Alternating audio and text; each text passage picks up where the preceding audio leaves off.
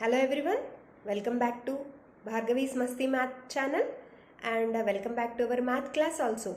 So today we are going to learn about what is convergent sequence, divergent and oscillatory sequence.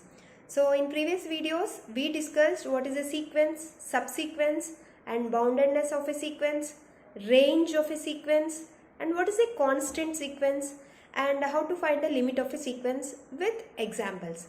So in this video we are going to learn about the convergence, divergence and oscillatory sequences. If anybody want to see the previous classes, just go and check the link which I given in the description box. Okay, let us start the class. So today we are going to know about what is convergent sequence, what is divergent sequence and oscillatory sequence. So first we will see the definitions. So what is a convergent sequence? So convergent sequence, a sequence Sn is said to be convergent if it has a finite limit, L. So మనం previous వీడియోలో చూసింది ఏంటి, limit of a sequence అని చెప్పుకున్నాం కదా. So limit అంటే ఒక సీక్వెన్స్కి limit L కనుక ఎగ్జిస్ట్ అయితే అలాంటి సీక్వెన్స్ని మనం కన్వర్జెంట్ సీక్వెన్స్ అని చెప్తాము.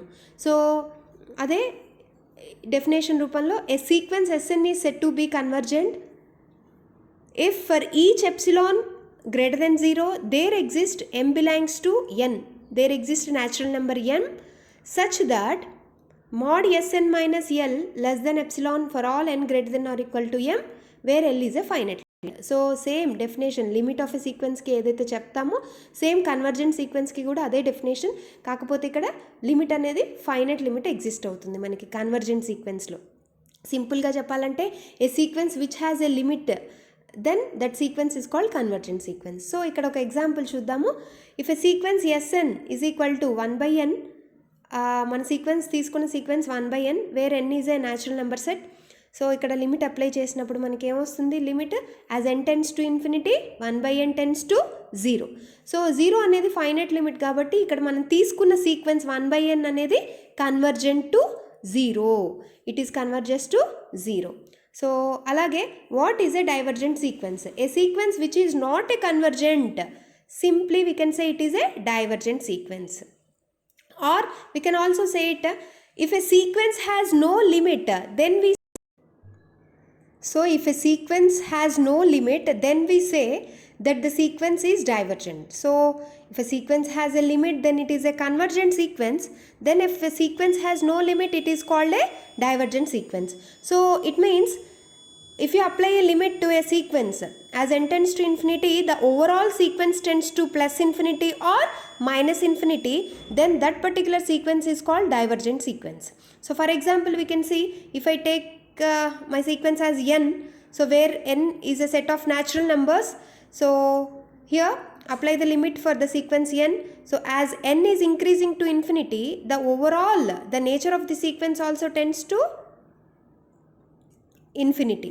So here the sequence n limit is infinity. Similarly, the other example we can observe here. So if Sn is equal to minus n square, where n is equal to 1, 2, 3 and so on. So our sequence, the terms of the sequence will be minus 1 square, minus 2 square and so on. So minus 1, minus 4, minus 9. So which tends to minus infinity. So the overall the sequence as n is increasing to infinity, the sequence terms of the sequence tends to minus infinity. అంటే ఎన్ value మనం ఇక్కడ పెంచుకుంటూ పోతుంటే మనకి ఓవరాల్గా ఈ సీక్వెన్స్లో ఉన్న terms అన్నీ కూడా మైనస్ ఇన్ఫినిటీకి రీచ్ అవుతాయి. సో ఇది కూడా మనం డైవర్జెంట్ సీక్వెన్స్కి ఎగ్జాంపుల్గా చెప్పుకోవచ్చు. మనం లిమిట్ కడితే కనుక ఈ సీక్వెన్స్కి n tends to infinity Sn ఏమవుతుంది, so it tends to minus infinity. Now we'll see some note points and important points, some observations. We can say these are some observations. A convergent sequence has unique limit L. So ఏదైనా ఒక sequence convergent అయితే కనుక దానికి ఒకే ఒక limit, unique limit exist అవుతుంది, more than one limit exist అవ్వదు. అలాగే ఒక సీక్వెన్స్ Sn లో ఉన్న టర్మ్స్ అన్నీ కూడా నాన్ నెగటివ్ నెంబర్స్ అయితే then the limit of the sequence also non negative. అంటే మనం తీసుకున్న సీక్వెన్స్ పాజిటివ్ సీక్వెన్స్ అయితే ఆ సీక్వెన్స్కి మనకు వచ్చే లిమిట్ కూడా పాజిటివ్ అవుతుంది. Okay, if the sequence Sn is convergent to L, then any subsequence of Sn is also converges to L. So మన sequence Sn converges to some limit L అయితే దాంట్లో ఉన్న సబ్సీక్వెన్స్ కూడా L అనే లిమిట్కే కన్వర్జ్ అవుతుంది. మనం అది ఎగ్జాంపుల్ తీసుకొని చూద్దాము. సో నెక్స్ట్ పాయింట్ వచ్చేసి, ఇఫ్ ద సబ్సీక్వెన్సెస్ అంటే Snకి గనక 2 సబ్సీక్వెన్సెస్ ఉంటే S2n-1 అండ్ S2n, సో ఈ రెండు కూడా మన సీక్వెన్స్ Snకి సబ్సీక్వెన్సెస్ అవుతాయి. సో ఇవన్నీ ఆడ్ టర్మ్స్ అవుతాయి, ఇవి ఈవెన్ టర్మ్స్ అవుతాయి. సో ఈ రెండు సబ్సీక్వెన్సెస్ converges to a same limit L. Okay, same limit L, then the sequence Sn also converges to L అని చెప్పొచ్చు. అంటే దీని అర్థం ఏంటంటే, ఎగ్జాంపుల్ తీసుకుందాం ఇక్కడ. If subsequence S2n-1 converges to L and S2n also converges to L, then our overall sequence also converges to L అని చెప్పొచ్చు. సో అంటే సబ్సీక్వెన్సెస్ నేచర్ని బట్టి మనం మెయిన్ సీక్వెన్స్ నేచర్ కూడా చెప్పొచ్చు. సో ఇక్కడ చూడండి, నేను తీసుకున్న ఎగ్జాంపుల్ ఇక్కడ 1/n. సో 1/nలో ఉన్న టర్మ్స్ అన్నీ ఏమవుతాయి, as n is equal to 1, 2, 3, 4 substitute చేస్తే మనకి టర్మ్స్ అన్నీ 1, 1/2, 1/3 ఇవి. సో వీటిని మనం టర్మ్స్ S1, S2, S3, S4గా డినోట్ చేసుకుంటాం. సో ఇందులో నేను ఈవెన్ టర్మ్స్ అన్నీ ఒక సీక్వెన్స్లో రాస్తున్నాను, ఆడ్ టర్మ్స్ అన్నీ ఒక సీక్వెన్స్లో తీసుకున్నాను. చూడండి ఇక్కడ ఈవెన్ టర్మ్స్ అంటే ఏంటి, S2, S4, S6 అన్నీ ఈ సీక్వెన్స్లో వేశాను. అలాగే add terms S1, S3, S5 ఇవన్నీ కూడా ఇంకో సీక్వెన్స్లో వేసినప్పుడు ఈ నెంబర్స్ చూడండి, ఈ సీక్వెన్స్ ఏదైతే ఉందో ఇట్ కన్వర్జెస్ టు 0. ఇక్కడ డినామినేటర్ ఇంక్రీజ్ అవుతా ఉంది కాబట్టి the overall sequence converges to 0. ఇక్కడ కూడా ఆడ్ టర్మ్స్ తీసుకోండి, ఇవి కూడా డినామినేటర్ ఇంక్రీజ్ అవుతూ ఉంది కాబట్టి the overall sequence also converges to 0. So మనం తీసుకున్న రెండు సబ్ సీక్వెన్సెస్ కూడా కన్వర్జెస్ టు 0 కాబట్టి మన మెయిన్ సీక్వెన్స్ ఏదైతే ఉందో 1/n ఇది కూడా కన్వర్జెస్ టు 0 అవుతుంది, according to this theorem. Actually it is a theorem. So this is the point to be noted. So next, one more point, every convergence sequence is bounded, but every bounded sequence need not be convergent. Okay, so here it is also a theorem. First we will understand this. Every convergent sequence, actually every convergent sequence is bounded, but every bounded sequence need not be convergent. That means if any sequence has, that means see here, we have taken Sn is equal to -1 whole power n. It is a bounded sequence. We know that it is a bounded sequence. Actually it is a oscillatory sequence, right? So ఇందులో ఉన్న terms అన్ని -1, 1, -1, 1 మధ్యలోనే oscillate అవుతూ ఉంటాయి. So Sn అనేది ఫైనల్గా మన sequence -1, 1 మధ్యలోనే ఉంటుంది కాబట్టి మన సీక్వెన్స్ ఇక్కడ bounded sequence. But limit apply చేస్తే గనక, limit n tends to infinity of -1 whole power n does not exist. So limit మాత్రం ఎగ్జిస్ట్ అవ్వదు. ఓకే, సో ఇది బౌండెడ్ అయింది కానీ కన్వర్జెంట్ అవ్వలేదు. అదే ఇక్కడ మనం చెప్తున్నాం, every convergent sequence is bounded but every bounded sequence need not be convergent. So అది మనం ఇంకా నెక్స్ట్ ఎగ్జాంపుల్లో చూద్దాం. Now see what is oscillatory sequence. Oscillatory sequence ante enti ante, if a sequence Sn neither converge to a finite limit nor diverge to plus infinity or minus infinity, then that sequence is called an oscillatory sequence.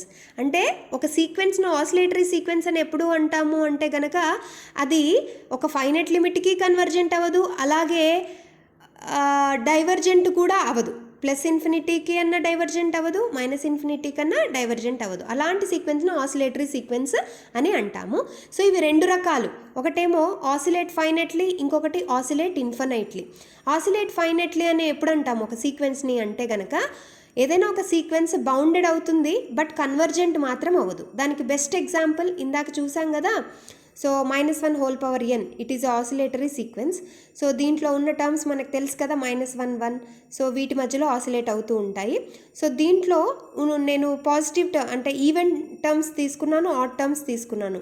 అంటే ఈ సీక్వెన్స్కి 2 sub sequences తీసుకున్నాను.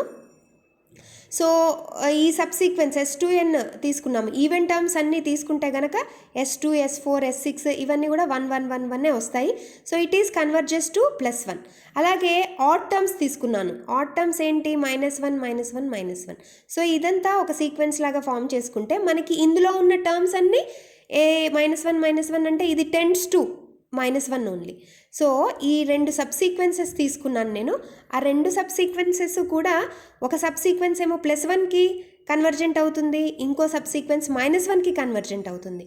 So మనం ఇందాక చెప్పుకున్నాం కదా, ఏదైనా ఒక sequence యొక్క సబ్సీక్వెన్సెస్ కనుక ఒకే ఒక లిమిట్కి కన్వర్జెంట్ అయితే, అంటే ఈ S2n కన్వర్జెస్ టు +1 అయి ఉండి S2n- కూడా కన్వర్జెస్ టు +1 అయితే మన సీక్వెన్స్ Sn కూడా కన్వర్జెస్ టు +1 అయ్యేది. కానీ ఇక్కడ ఈ 2 సబ్సీక్వెన్స్ కూడా డిఫరెంట్ లిమిట్స్ వచ్చాయి కాబట్టి మన సీక్వెన్స్ కన్వర్జెంట్ అవ్వదు. అప్పుడు ఇదేమవుతుంది? ఆసిలేట్ ఫైనెట్లీ అవుతుంది. సో మన సీక్వెన్స్ అనేది ఈ +1 -1 మధ్యలో ఆసిలేట్ అవుతుంది. ఈ 2 లిమిట్స్ ఫైనెట్ కాబట్టి ఈ సీక్వెన్స్ని ఆసిలేట్ ఫైనెట్లీ అని అంటాము. అలాగే ఆసిలేట్ ఇన్ఫినైట్లీ అని ఎప్పుడు అంటాము ఒక సీక్వెన్స్ని అంటే గనక, ఒక సీక్వెన్స్ అన్బౌండెడ్ అయ్యి ఉండి డైవర్జెంట్ కూడా అవ్వదు, అలాంటి సీక్వెన్స్ని ఆసిలేట్ ఇన్ఫినైట్లీ అంటాం. Unbounded plus does not divergent. So దానికి best example -1n × n. So ఇందులో ఉన్న టర్మ్స్ చూస్తే కనుక మనకి 1 2 3 4 5 6 విత్ ఆల్టర్నేట్ మైనస్ సైన్స్తో ఉంటుంది. సో ఇందులో మనకి ఈవెన్ టర్మ్స్ అన్నీ తీసుకోండి. ఈవెన్ టర్మ్స్ అంటే తెలుసు కదా ఏంటవి? ఇవి S1, S2, S3, S4, S5, S6 కదా. సో ఈవెన్ టర్మ్స్ అంటే S2, S4, S6 ఉంటాయి. సో ఈవెన్ టర్మ్స్ అన్నీ తీసుకోండి ఒక సీక్వెన్స్లో, ఆడ్ టర్మ్స్ అన్నీ ఇంకో సీక్వెన్స్లో మనం సపరేట్ చేసి రాసుకుంటే కనుక, సో ఈ టర్మ్స్ కూడా చూడండి ఇవి ఇంక్రీజ్ అవుతా పోతూ ఉంటాయి, 2 4 6 8 అండ్ సో ఆన్. సో ఈ సీక్వెన్స్ దేనికి కన్వర్జ్ అవుతుంది? +∞కి.